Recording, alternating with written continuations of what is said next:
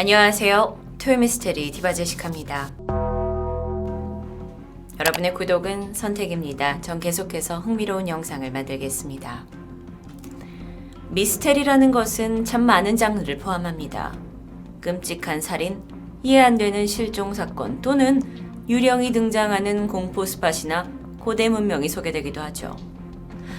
그런데 한편으로 우리가 살고 있는 이 지구에서 일어나는 다소 설명하기 힘든 자연 현상들, 이것 또한 굉장한 미스테리라고 생각됩니다. 인간을 품고 있는 자연, 그 안에는 아직도 우리가 모르는 수많은 미스테리가 숨겨져 있습니다. 이 사진, 사막의 표면에 찍혀있는 발자국 같기도 한 이것, 여러분은 어떻게 보이시나요? 제 눈에는 마치 누군가 인위적으로 이 컴퍼스를 대고 그려놓은 듯한 크고 작은 원이 아닐까 싶었는데요. 하지만 그 크기가 결코 인간이 그런 방식으로 만들어낼 수 있는 규모가 아니었습니다. 이 기이한 원형 무늬, 마치 요정들이 춤을 추고 간 자리 같다라고 묘사되면서 페어리 서클이라고 불리고 있습니다. 이러한 현상이 발견되는 곳은 지구상에서 단 두 곳인데요. 바로 아프리카 대륙의 나미비 사막과 호주 필바라 지역입니다. 이 두 곳은 무려 10,000km나 떨어져 있을 뿐만 아니라 사막이라는 점만 제외하면 어떠한 공통점도 찾을 수 없죠. 그렇다 보니 도대체 이 넓은 지구에 왜 유독 이 두 곳에서만 서클 현상이 일어나는지 궁금증이 생겼습니다. 게다가요, 이 페어리 서클은 한 번 만들어지면 그 형태를 그대로 유지하는 게 아니라 마치 살아있는 것처럼 시간이 지남에 따라 성장하기도 하고 크기가 줄어들기도 하면서 사라지기도 합니다. 도대체 이것들의 정체는 뭘까요? 페어리 서클에 대한 연구가 시작된 건 1970년대입니다. 그간의 조사 결과 연간 강수량이 50에서 100mm 정도의 아주 건조한 지대에서만 대량으로 발견되고 있습니다. 크기를 보면 지름이 2m부터 최대 12m까지 다양한 크기로 서클이 형성이 되는데, 이게 또 특이한 게 일정한 간격을 유지하면서 넓은 사막으로 퍼져나갑니다. 겹치는 형태가 아니에요. 정말 또 이상한 건 이 서클의 안쪽에서는 풀이 자라나지 않고요. 바깥쪽에서만 식물이 자라나는 걸 볼 수 있죠. 이 미스테리한 지형을 하늘 높이 위성 사진을 통해서 보면 더욱더 흥미로운 점이 발견되는데요.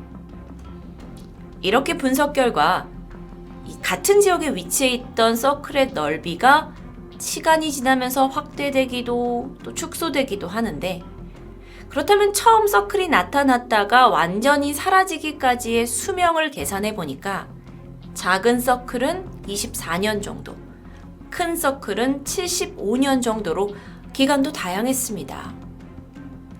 페어리 서클, 이걸 연구하는 사람들은 도대체 어떤 원리로 이게 가능한지 더욱더 매진하기 시작했는데요. 그러던 중에 아프리카 남서부 지역 원주민 힌바족에게 도움을 받게 됩니다. 오랫동안 이곳에서 거주한 힌바족은 페어리 서클이 발견되는 땅 밑에 용이 살고 있고, 용이 코로 내뿜은 열기로 인해서 땅 위에 풀이 말랐고 서클이 생겼다라는 전설이 내려오고 있었습니다. 또한 힌바족의 원시 조상이 이걸 창조했다더라, 또는 신들이 사막에 내려와서 걷다가 남긴 발자국이다라고 믿기도 했는데요. 물론 이건 과학적인 근거가 없는 구전된 전설이긴 했지만 최소한 페어리 서클이 아주 오래전부터 이곳에 존재했다는 사실은 분명히 확인할 수 있었던 겁니다.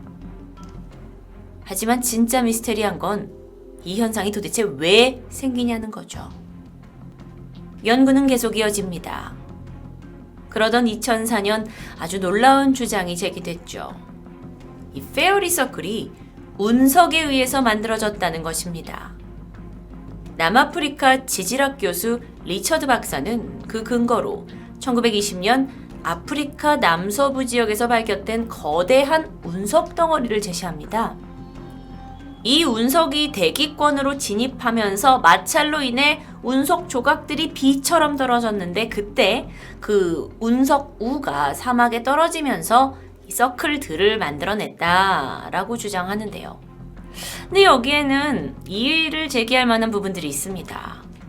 운석은 지표면에 떨어질 때 중력의 영향을 받아서 속도가 빨라지게 되고 그러다 보면 이 엄청난 파괴력을 갖게 됩니다. 그래서 떨어질 때 땅속에 깊게 파인 구덩이가 만들어지는 형태죠. 페어리 서클은 다릅니다. 움푹 파인 형태가 아니라 옆으로 평평한 모습이라고 할 수 있죠. 이건 좀 따져보면 불가능한 이론입니다. 또 다른 가설도 있어요. 남아프리카 프리토리아 대학 식물학 교수인 그레텔 교수가 새로운 주장을 내놓게 되는데 토양 속에 함유된 유독성 물질 메탄가스 때문에 아프리카 서해안 지역의 흙이 오염되면서 그 위에 존재하던 식물이 죽고 페어리 서클이 생긴다는 겁니다. 그런데 이 주장 또한 비판을 받게 되죠. 만약 그 주장대로라면 아프리카 남서부 일대 식물들이 오염으로 다 죽었어야 되는데 서클 모양대로 죽는다는 건 쉽게 이해되지 않습니다.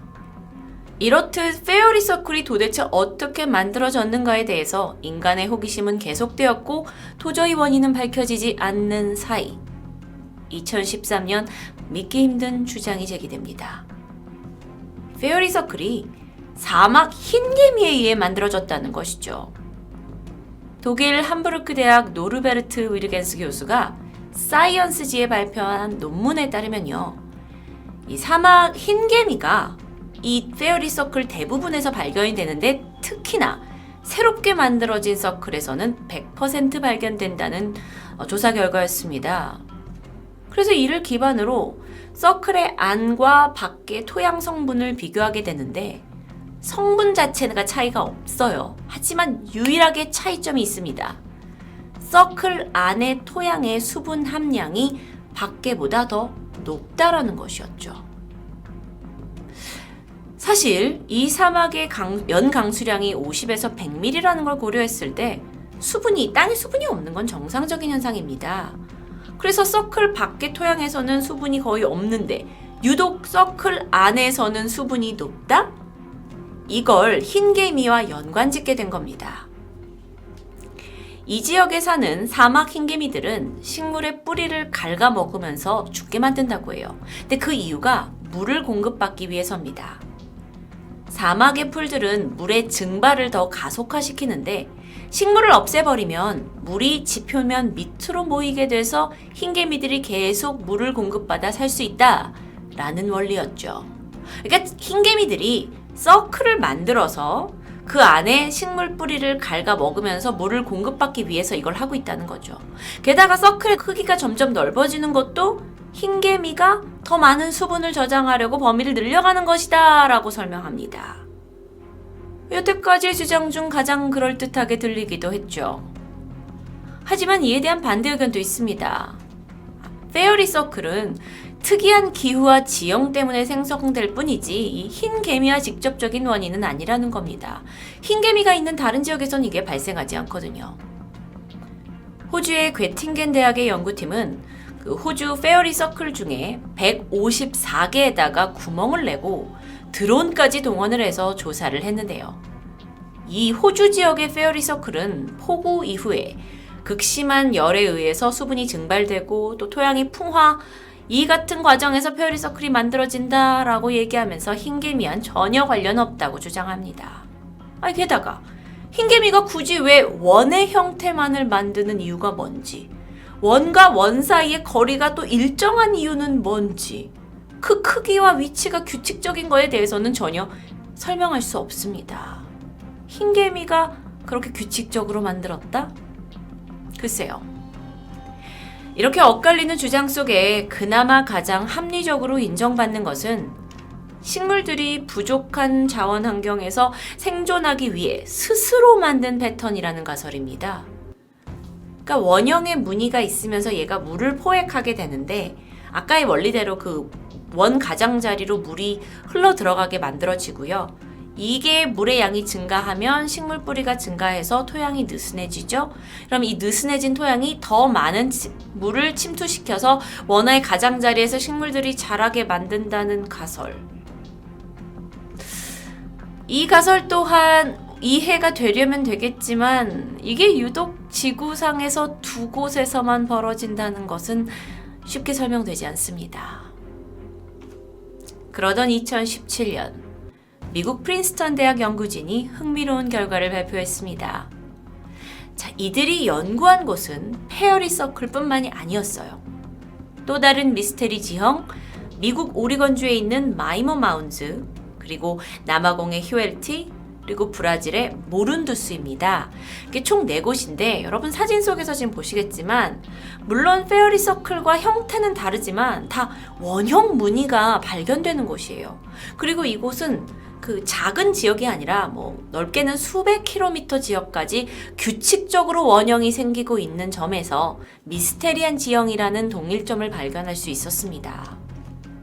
특히 이 중에 미국에 있는 이 마이머 마운즈는 이 동그란 형태의 뻥 튀어나온 이 봉분이 수없이 펼쳐져 있기도 한데요. 그래서 사람들이 생각하기에 고대 인디언들이 여기를 무덤으로 만들어서 이렇게 뽕긋뽕긋하게 만들어 놓은 게 아니냐라고 추정을 했죠. 근데 이상하게 이 내부에서 이게 무덤이면 뼈나 부장품이라는 게 나와야 될 텐데 그런 증거가 전혀 나오지 않습니다.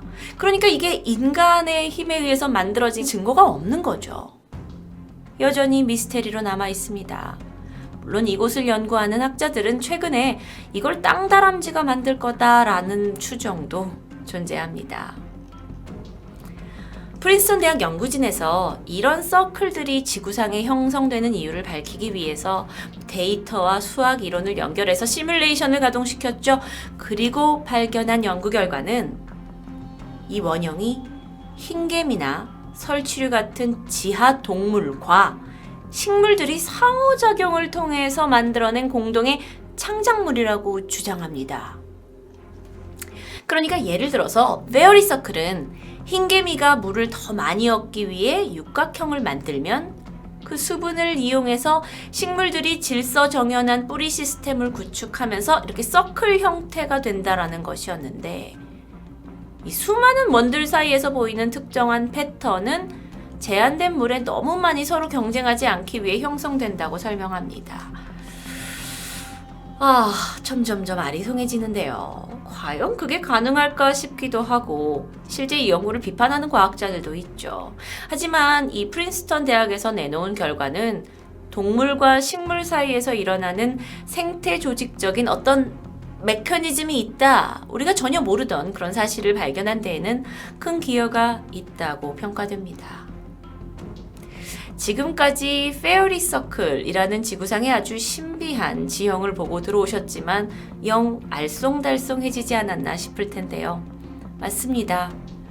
페어리 서클이 어떻게 만들어졌는지, 왜 만들어졌는지 모든 것은 발견 이후 만들어진 가설일 뿐이고 여전히 정확히 규명된 것은 없습니다.